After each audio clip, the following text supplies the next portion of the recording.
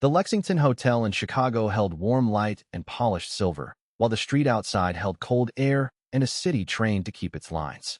Before lunch was finished, a quiet boundary in American crime shifted. Rivals stopped pushing into a neighborhood they had been bleeding for. Money began moving as if a war had been canceled without an announcement. A man who could order violence instead chose a ledger. A man who was supposed to stay invisible was invited into the fortress. Al Capone did not call it mercy. He called it business, and he let Ellsworth, Bumpy, Johnson leave with something no one was meant to see. So what was promised in that room that made one young Harlem operator effectively untouchable? November 17, 1928. Chicago. A private dining room in the Lexington Hotel. The table was set like a celebration. Crystal, wine, food arranged to look generous. Outside that door was a city that solved problems with guns and alleys. Inside that room was a problem violence could not correct. Al Capone waited. Not in a lobby. Not in public. In his headquarters. His fortress. A place where strangers did not arrive by mistake. And then a stranger arrived anyway. A black man walked through Capone's hotel and did not get turned away. He did not get laughed out. He did not get beaten for the attempt. He was escorted upstairs. He was searched. He was watched. And he was still admitted. This was not an accident. This was not anger. Capone had been told to expect him. That alone was a violation. In that era, it was a violation of the street. And it was a violation of the country. Two of Capone's senior men were already in the room. One who counted money. One who solved refusals.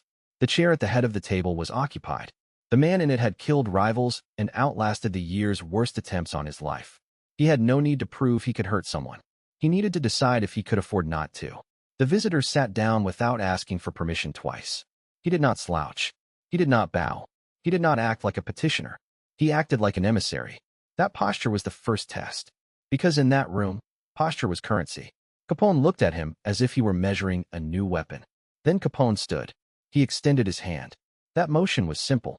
It was also dangerous. A handshake that could not be spoken about later. A handshake that collapsed a rule everyone pretended was permanent. The visitor took it. He did not flinch. He did not perform gratitude. And the room took note. Al Capone, 29 years old, at the height of his power, over $100 million a year. That number meant something even among thieves. It meant he did not need Harlem. But he wanted Harlem's problem to stop reaching his desk. Because another man was trying to take Harlem by force. Dutch Schultz. And Schultz was spending money in a way that drew attention. Monthly costs. Bodyguards. Bribes. Funerals. A war that had no need ending. That war was not only killing men. It was shrinking profit. It was raising noise. And noise was what brought federal men with notebooks. The visitor spoke for Harlem. He spoke for a woman whose name carried weight where Capone's name did not. Stephanie St. Clair. Madam Queen. She did not come herself. She sent someone young enough to be disposable. And smart enough not to be. The proposal was put on the table like a knife. Not waved. Placed. A division. A boundary. An agreement that said white bosses would stop taking. And black operators would start paying. A tribute. A percentage. The price of peace.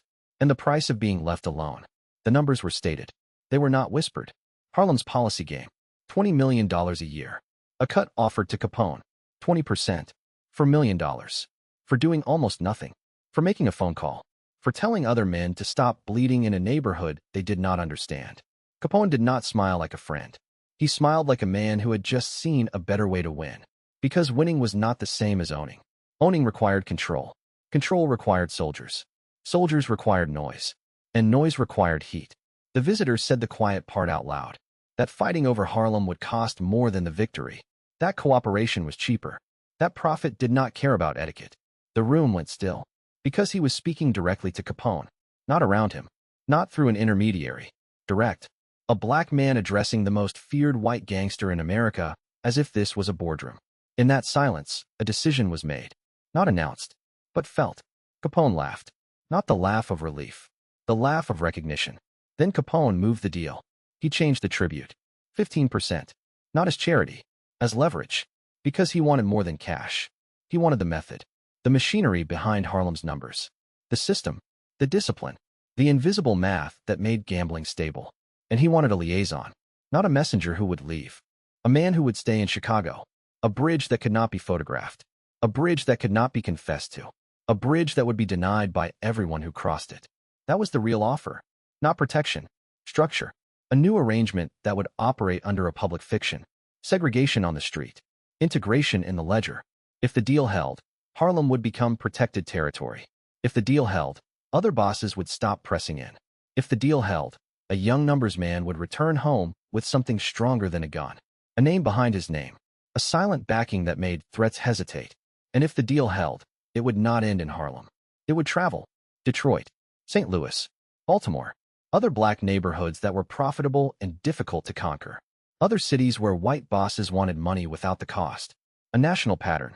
A secret understood by men who never wrote it down. A peace enforced without uniforms. A hierarchy enforced without speeches. And the consequence was simple. After that morning, certain doors did not open against him. Certain wars cooled down without anyone claiming credit. Certain men learned to stay out of a nabo. In 1928, America ran on rules that were not always written down. They were enforced anyway. Chicago was a white city with black labor. Harlem was a black neighborhood with white landlords. Both places had the same invisible border. You could cross it, but you paid for crossing it. In the South, segregation wore the uniform of law. In the North, it wore the uniform of custom. A black man could be refused a seat, refused a job, refused a handshake. Not because anyone needed a reason, because refusal was the reason. Police did not need to prove anything to enforce it. They only needed to decide. Restaurants decided. Hotels decided. Banks decided. Unions decided. And when those decisions were challenged, the challenger usually stood alone. The decade was loud with contradiction. Harlem staged elegance. Music spilled from clubs. Writers and musicians filled rooms with talent and discipline. The neighborhood looked like a cultural capital. But the money that kept it alive did not come from theaters. It came from rent checks. It came from back rooms. It came from small bets stacked into large sums. It came from a game built for people who were barred from the official economy. Policy. The numbers. A lottery made out of daily life. A dime on hope. A dollar on luck. A three-digit number that could change a family's week. The winning number was tied to public figures to keep it out of human hands. A printed volume. A public count. A piece of legitimate machinery repurposed by the illegitimate. That design mattered. It meant the game could not be accused of cheating. It meant the operator could say the number was not his choice. It meant trust could exist where law did not. In Harlem, trust was a currency more stable than cash. Because cash could be taken, trust had to be earned. And the people who earned it became institutions. The operators built systems. Runners.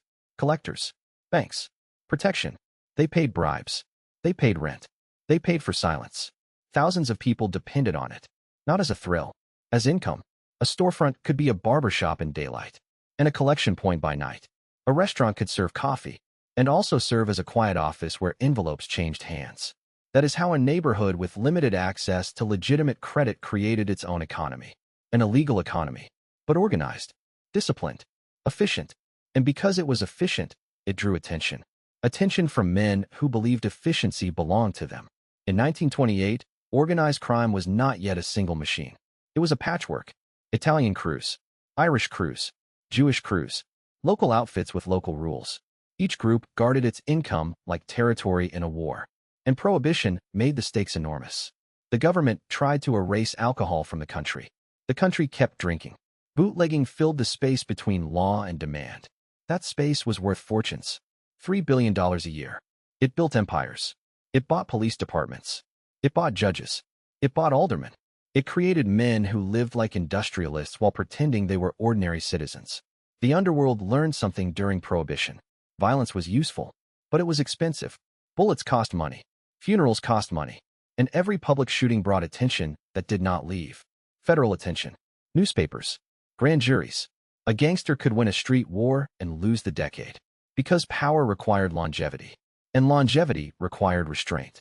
Some men understood this early. They looked beyond liquor. They watched the political mood shift. They heard ordinary people call prohibition a failure. They saw that repeal was not impossible. They saw that bootlegging might not last forever. So they began to plan for what would remain illegal. Gambling, narcotics, labor, the things that did not need an amendment to survive. In that planning, Harlem mattered. Not as a symbol, as a model. Because Harlem's numbers operation was older than many bootlegging networks. It was built for stability. It had redundancy. It had methods. It had managers who understood math better than most gunmen understood loyalty. White crime groups noticed the money.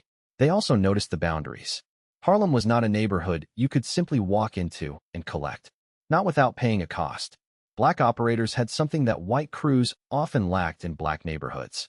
They had cover. They had familiarity. They had a community that knew their faces. That same community might not love them, but it recognized them. And recognition could become protection when outsiders arrived. Outsiders were easy to spot. An unfamiliar car. A strange man on the corner. A new collector walking into a shop. Harlem washed itself. Because it had to. And when white gangsters tried to muscle in, they were not only challenging a racketeer. They were challenging a neighborhood's private economy. They were challenging the limited control black residents had over money moving through their streets.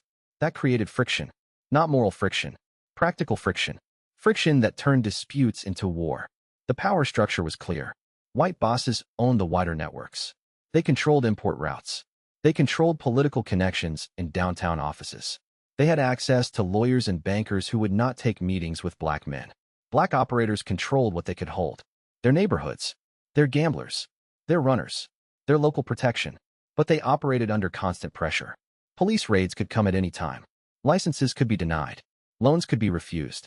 A case could be invented. A charge could be manufactured. And if a black operator became too visible, visibility itself became a liability. That was the mechanism. Not always a formal decree. A system of denial. A system of selective enforcement. A system where the same behavior was treated differently depending on who did it. In that world, even crime had a caste. White criminals could move in public with a certain confidence. Black criminals had to move with calculation. Because the street was segregated, and the underworld mirrored it. You could do business across that line, but you did not speak about it. You did not display it. You did not admit it. Because admission would trigger punishments from both sides. White society would call it contamination. Black society would call it submission. So the line stayed in place, even when money wanted it gone.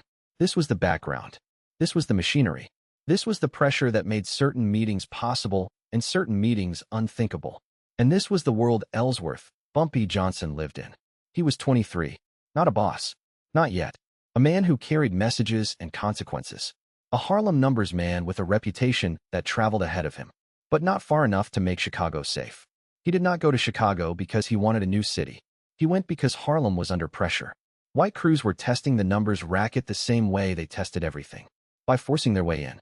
By spending money on muscle. By making the game loud. And in Harlem, loud meant police. It meant headlines. It meant broken routines. Stephanie St. Clair understood the math of survival. She understood that a street war was not only bodies. It was overhead. It was waste. And it was an invitation to outsiders who wanted the prize without the work. So she did something Harlem was not supposed to do. She sent an emissary to Al Capone. Not to plead. To negotiate. That was the gamble. It was audacious enough to sound suicidal. Because it violated the assumption that mattered most in that world. White bosses controlled the map. Black bosses operated where they were permitted. The proposition refused that. It offered a different arrangement. A division of territory along the line America already pretended was permanent. Autonomy in black neighborhoods. Tribute upward. No expansion into white space. No white wars in black space. A quiet agreement. A paid border. Bumpy Johnson arrived in Chicago 3 days before the meeting. He carried no gun. That was not virtue. That was tactics. A weapon would have been an excuse. An excuse to end him before he spoke. He was searched. At Union Station. Again at the hotel. His pockets emptied. His cuffs checked. His shoes inspected like they were contraband. He wore a suit that cost money. Not flashy. Expensive enough to signal that he was not a runner. Simple enough to avoid looking like a challenge. His face did not advertise fear. It did not advertise anger. It held the calm of a man who understood the room could turn on him without warning. The Lexington Hotel was Capone's headquarters. Employees were on his payroll. Rooms could become hiding places or exit routes. Every stranger who entered was seen. Every conversation was weighed. Capone had increased security after attempts on his life. Bombs. Bullets. Messages delivered at close range. By late 1928, being powerful meant being hunted. So when Johnson walked into the lobby, the risk was obvious. A black man stepping into a white gangster's domain in an era when many establishments would not serve him at all. But he did not come uninvited. That was the point. Capone's people had granted him safe passage. They had told him he could leave alive whether the answer was yes or no. That promise had weight only because Capone's name stood behind it. 2 Italian bodyguards escorted him through the hotel. Large men. Silent men. Men trained to look for movement that meant trouble. They watched his hands. They watched his eyes. They watched his breathing. Not because they expected him to win, because they did not allow surprises. The private dining room was on the 4th floor. Mahogany, crystal chandeliers, a table loaded with Italian food and expensive wine. Hospitality used as theater. A reminder of wealth. A reminder of control. Capone sat at the head of the table. Custom suit. The kind that cost more than most men earned in a year. He was not alone. Jake Guzik was there. The money man. The one who handled politicians and police. Frank Nitti was there. The enforcer. The one who handled the problems that could not be solved with talk. Johnson entered. He was seated. Capone stood. And he shook his hand.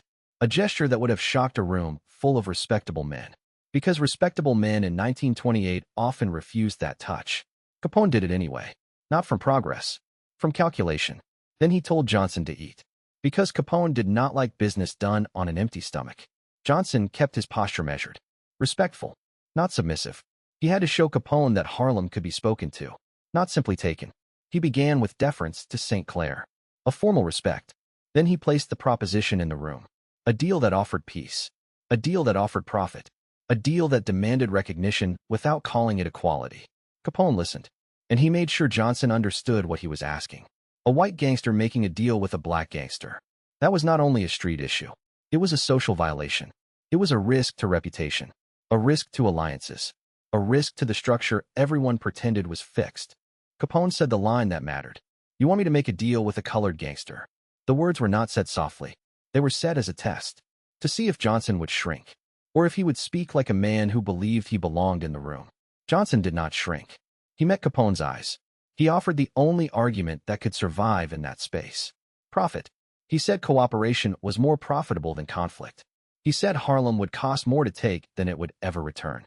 He said Capone was the one boss bold enough to do what made business sense even when it violated expectation. The silence that followed was not about manners. It was about power. Guzik stared. Nitti stared. They were not shocked by disrespect. They were shocked by directness. This was the moment Johnson could have disappeared. A young black man challenging a white boss inside a private room. But Capone did not move to violence. Capone laughed. A genuine laugh. A laugh that meant he had decided the kid was useful. He said he liked Johnson. He said Johnson had guts. Then he asked the real question. What does Harlem offer? And what does Capone get? Because Capone could always choose war. And war was a language he spoke fluently. Johnson brought out the document. A financial analysis. Not a threat. A ledger. He laid out what Schultz and the others were spending. $50,000 per month. Enforcers. Bribes. Violence. 6 months of war. Bodies on both sides. And no real control gained. Then Johnson named Harlem's profit. $20 million annually. After expenses. After bribes. After overhead. He offered a cut. 20%. For $1 million. For peace. For protection. For Capone to use influence. To tell white bosses to stay out. Guzik checked the numbers. He said Johnson was right.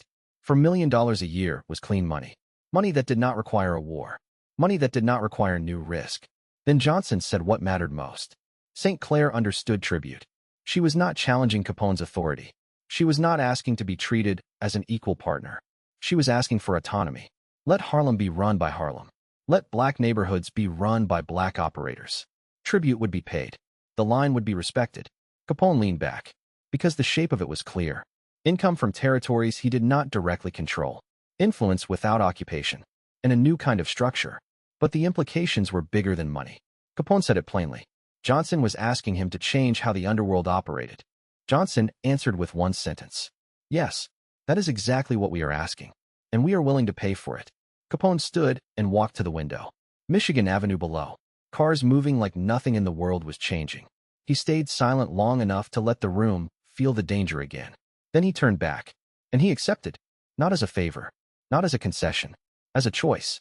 But he did not accept the deal as it was offered. He said he accepted for reasons Johnson did not understand yet. He said the money made sense.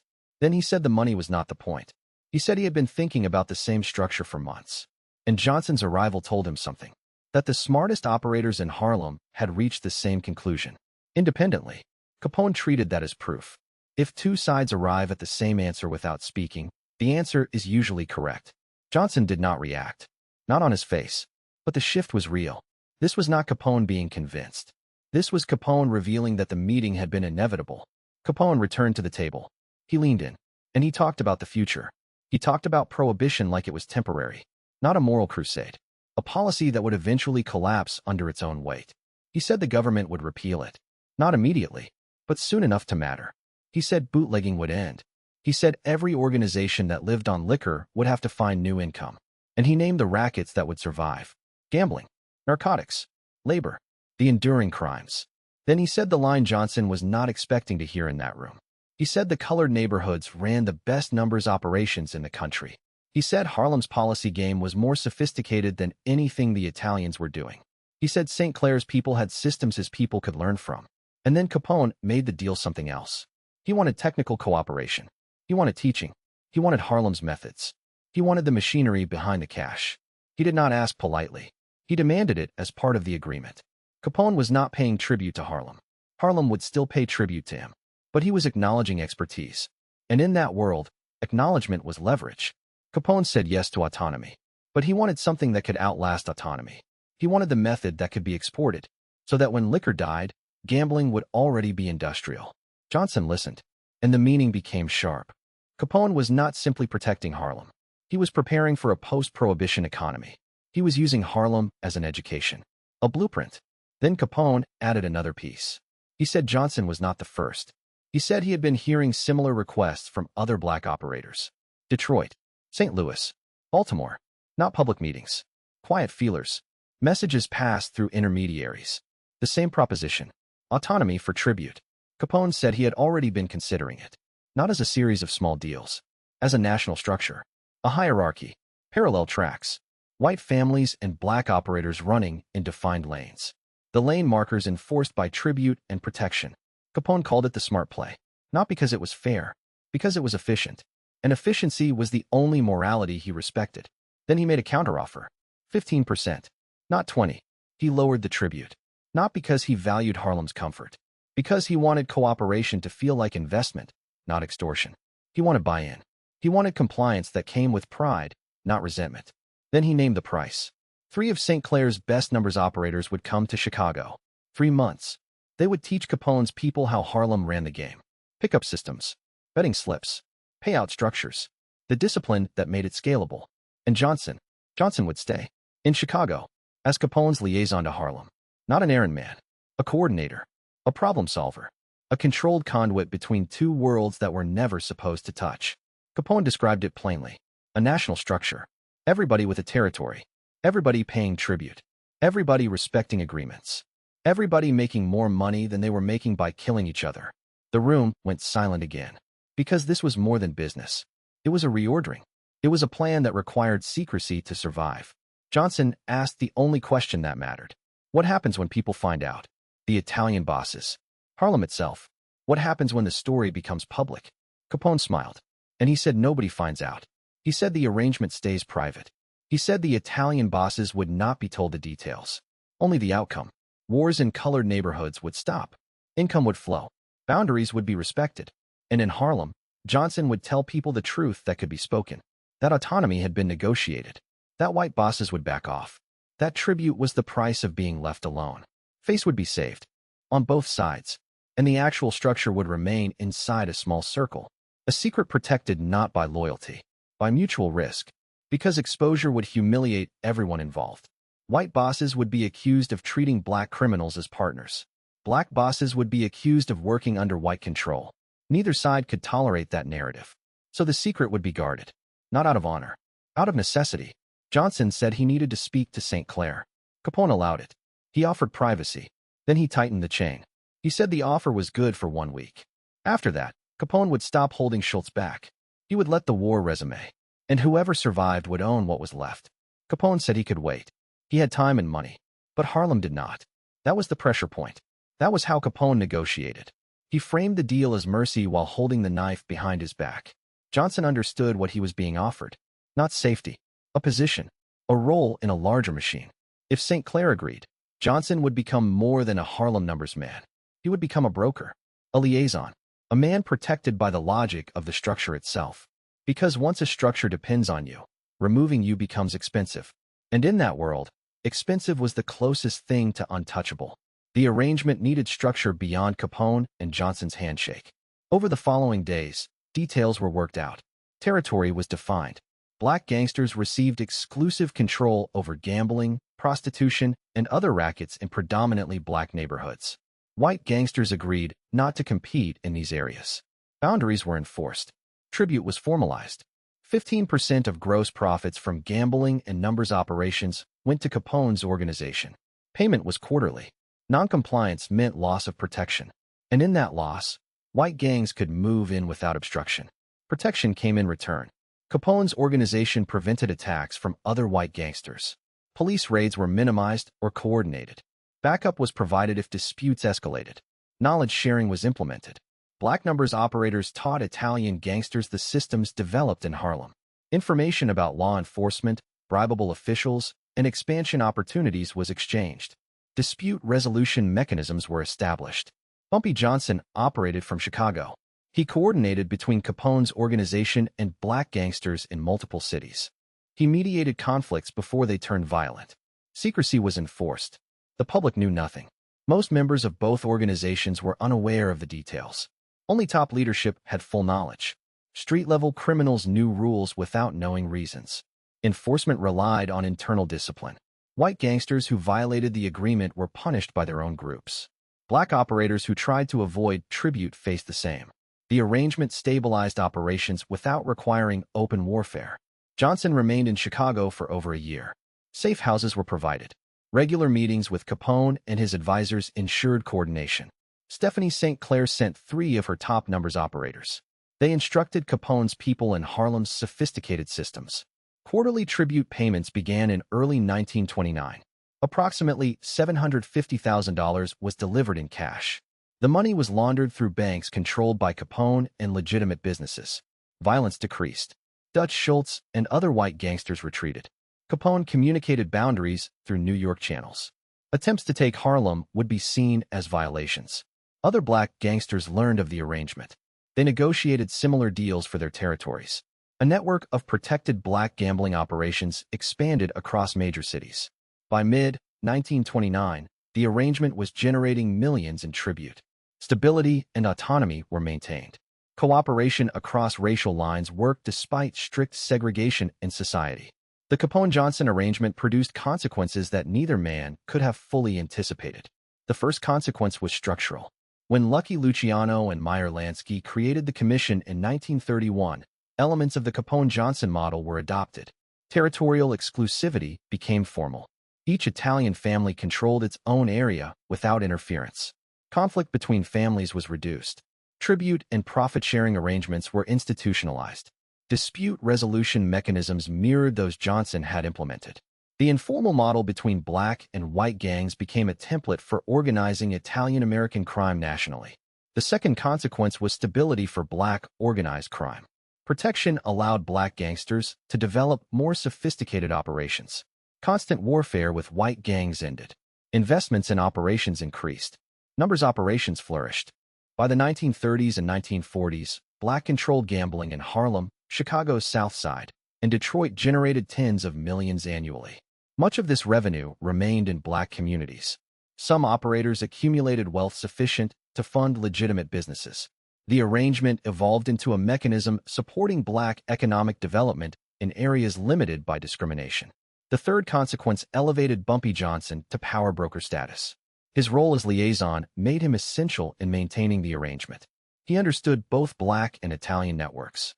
Capone's backing, and later the commissions, made Johnson almost untouchable. He mediated disputes. He mentored younger black gangsters. He taught navigation of racial and criminal hierarchies.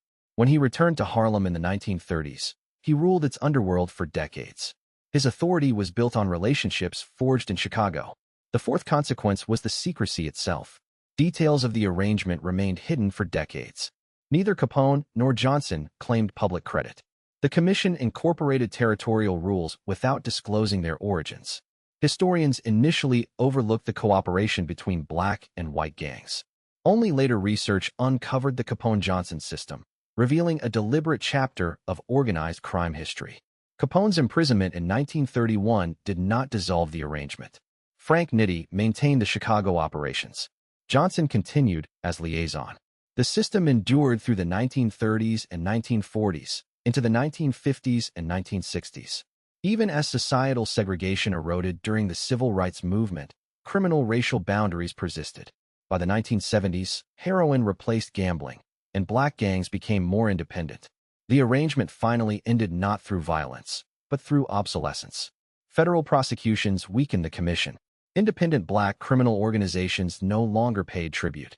Drug trafficking shifted the economics of crime. By the early 21st century, the Capone-Johnson system existed only in history books and in the memories of surviving participants. Its legacy demonstrated that pragmatic cooperation could cross the deepest social divides, even in a rigidly segregated America. The Capone-Johnson arrangement revealed several lessons about organized crime and society. First, it demonstrated pragmatism across racial lines. Criminals cooperated where profit was at stake, even when society strictly enforced segregation. Cooperation did not imply equality. Black gangsters maintained autonomy, but white bosses held superior positions. Tribute payments institutionalized subordination while providing protection. Second, secrecy was central to the system. White gangsters avoided public scrutiny. Black gangsters avoided appearing subordinate. Mutual incentives preserved the fiction of independence. Third, conventional narratives about American organized crime were incomplete. Historians focused on Italian-American families. They overlooked black organized crime and its role in shaping networks. The Capone-Johnson deal remained hidden for decades. Only later research revealed its significance.